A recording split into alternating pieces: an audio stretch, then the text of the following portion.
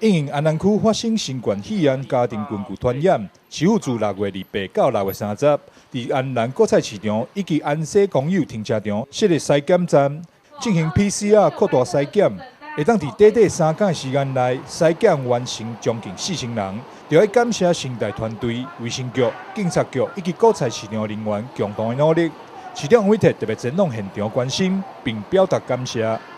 我们非常的感谢成大医院的支援哦，它创造了最高的效率，一天筛检1400位哦。那前2天这样总共筛检了将近3000位，今天又要开将近1000位的量能，所以这个大规模筛检，事实上对于这个社区的清零哦，或者是整个果菜市场的清零哈，是有很大的帮助。如果大家都是阴性，表示这个果菜市场是干净的。那尤其筛检的量如此之大，哦，可以说甚至比这个过去的金源电子哈，他们4天筛3000，我们光是2天就已经筛了3000了。所以说这个效能跟量能，哦，而且是采取 PCR 的，金源电子的部分是采取快筛的哈，那我们这是 PCR 的，这部精确度100%，所以说这个部分展现了台南的医疗量能，也感谢成大有这样的医疗量能，感谢成大医院的鼎力相助。目前我们台南的各大医疗院所哦都是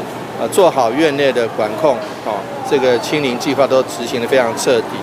那此外呢，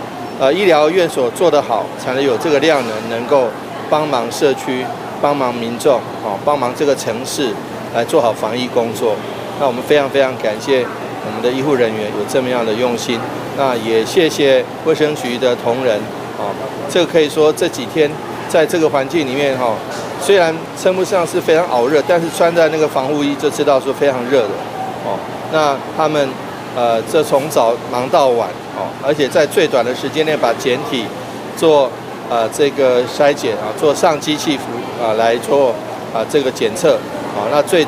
快的时间内提供结果。那所幸结果都是阴性的，我们谢谢医护人员，谢谢卫生局人员的努力，也感谢我们果菜市场这个台南地区农会杨总干事以及果菜市场所有辛苦的同仁，一方面维持果菜市场正常的运作，一方面鼓励我们的摊商朋友，还有我们的一些好朋友这个周围的这个运输的朋友能够来做筛检。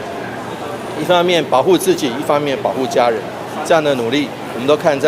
全市民都看到了，我们表示高度的谢谢的敬意跟谢意。将近4000人的检查结果出炉，所幸全部拢是阴性，互新冠肺炎安南区的家庭群聚感染事件无继续扩大。台南新闻张硕维采访报道。